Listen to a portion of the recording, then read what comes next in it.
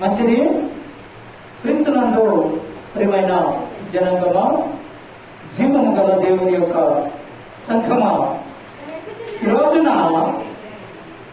దేవుడు బయలుపరిచిన విధంగా మనము గత కొద్ది వారాల నుంచి ప్రతి వారము కూడా ప్రభు సన్నిధిలో కొన్ని అంశాలను తెలుసుకుంటూ వస్తూ ఉన్నాం. ప్రతి వారం కూడా ఒక అంశాన్ని మనము బయలుపరుచుకుంటూ ఆ అంశం ప్రకారం మనం వెళ్తున్నాము. అది ఎందుకనగా మనకు అలా అంశం వైపుగా సందర్భము లేకుండా, అంశము లేకుండా వాక్యోపదేశం చేయటప్పుడు యేసుక్రీస్తు వారు ఏం చేశారంటే, తాను కొండ మీద ప్రసంగము, ప్రతి ప్రసంగము కూడా ఉపమాన రీతిగా అంశాలను చెప్పుకుంటూ వచ్చారు కదా. అలాగే మనము కూడా ఉపమాన రీతిగా అంశాలను వెల్లడి చేసుకోవటం, దానిలో ఉన్న అర్థాలను తెలుసుకోవడం మనకు ఎంతైనా అవసరం.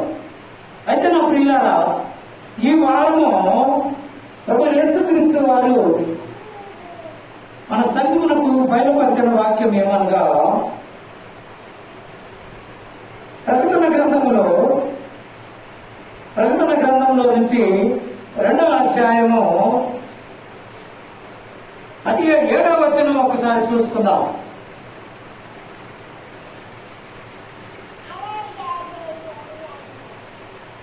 చదవాలి, పేజీ నెంబర్ దొరకలేదా? 229. చెవి గలవాడు ఆత్మ సంగముతో చెప్పుచున్న మాట వినును గాక. ఆమెన్. గాక అన్నప్పుడు ఏం రావాలి? ఆమెన్. ఏం గాకట? ఉన్నాయా?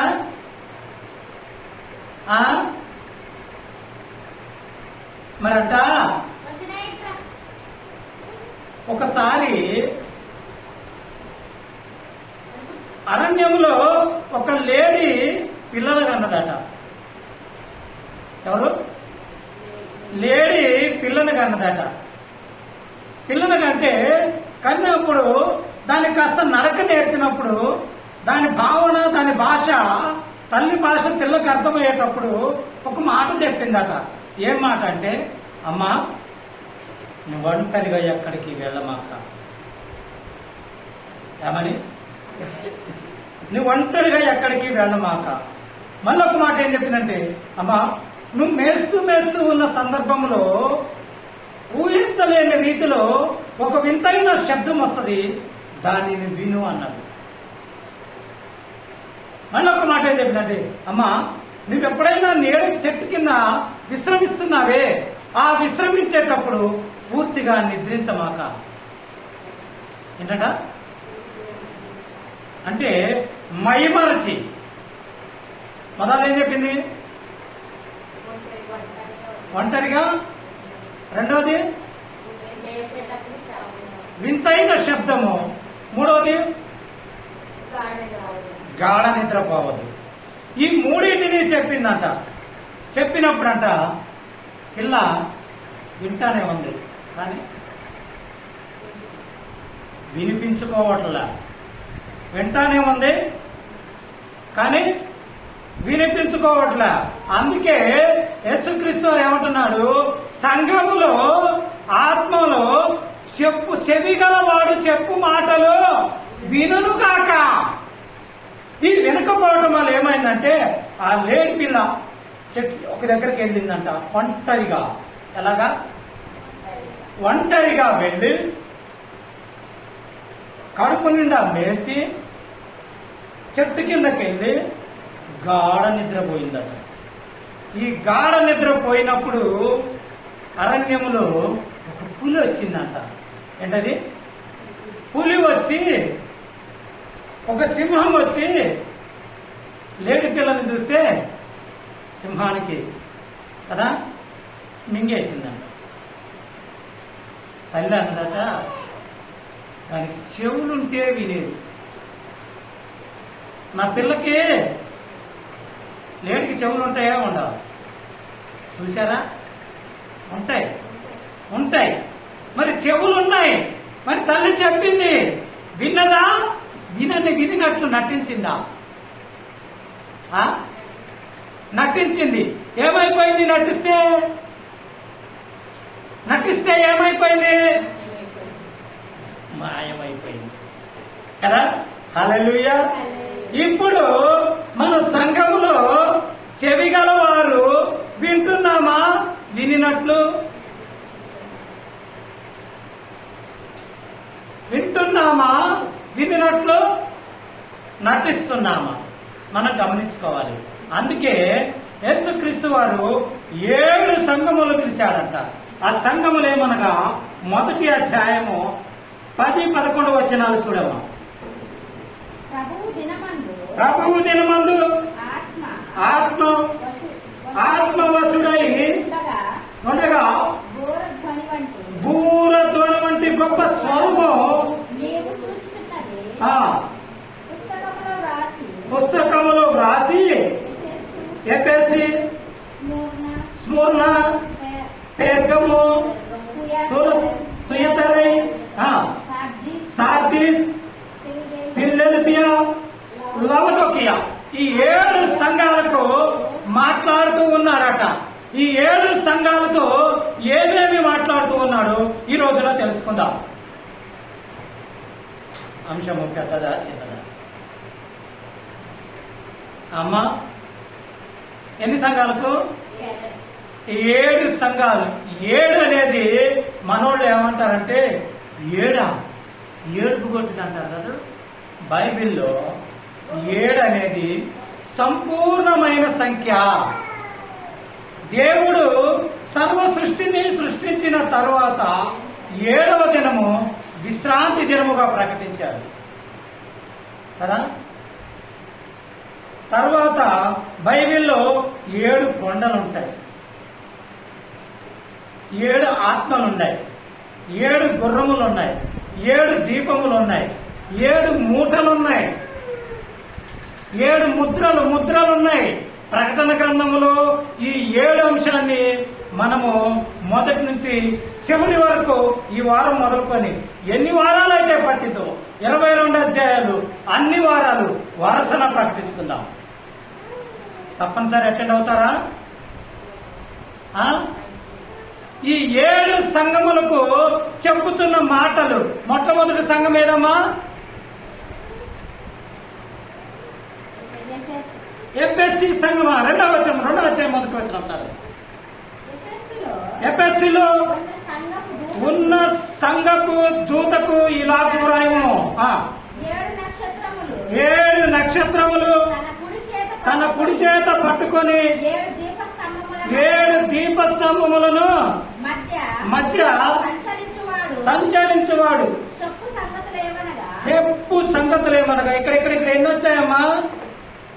ఇక్కడ 7 నక్షత్రములు, 7 దీపస్తంభములు. మీరు ఎక్కడైనా చూసారో లేదో, ఈ రోజున ప్రపంచ దేశాలలో అతి చిన్న దేశం అయ్యుండి ప్రపంచాన్ని శాసించగలిగే దేశం ఏదన్నంటే ఇజ్రాయెల్ దేశం.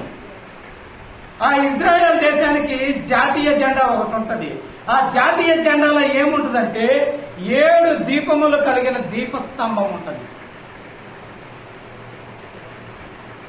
7 దీపస్తంభములు, ఇటు 3 ఉంటాయి, ఇటు 3 ఉంటాయి, మధ్యలో ఒకటి ఉంటాయి.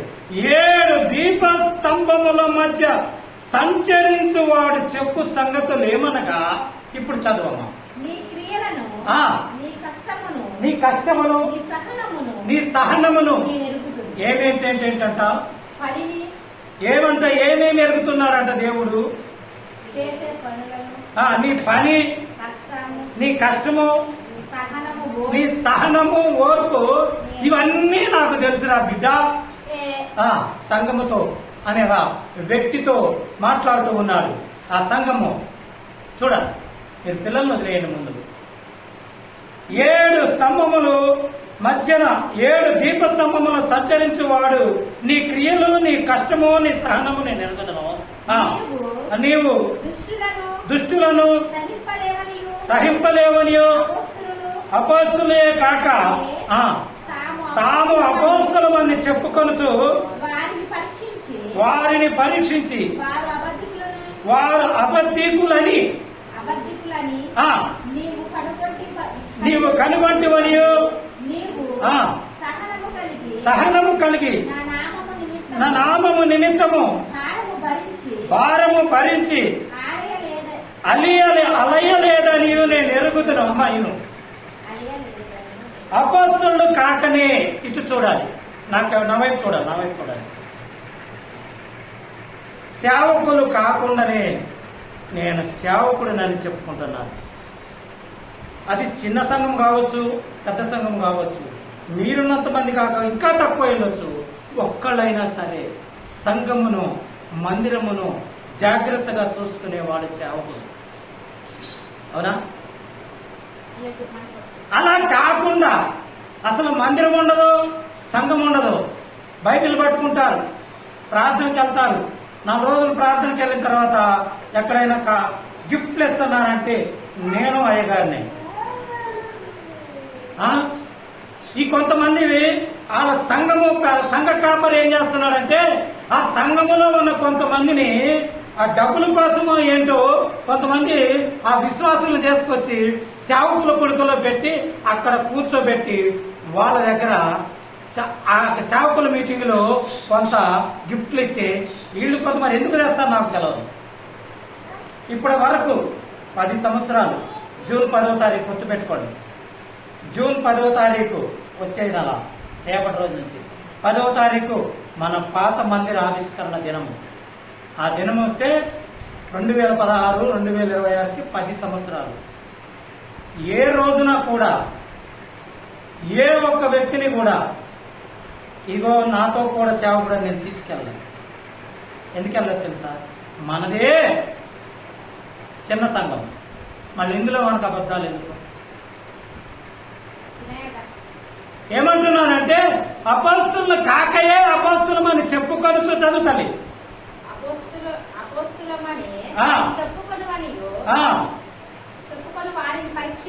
చెప్పుకొని వారిని పరీక్షించి వారు అబద్ధికులని నీకు తెలుసు. నువ్వు కనుక్కున్న వాళ్ళు అబద్ధాలు చెప్పేటోళ్ళు, దేవుని సేవతో సంబంధం లేని వాళ్ళని నీకు తెలుసు. అయినా కానీ నీవు సహనము కలిగి నా నామము నిమిత్తము భారము భరించి అలియలేదని నేను ఎరుగుదను. ఏం ఎరుగుతున్నాడు? ముందు చెప్తున్నాడు, నీ క్రియలు, నీ కష్టము, నీ సహనము ఏంటంట. ఇక్కడ సహనాన్ని గురించి చెప్పాడు కదా.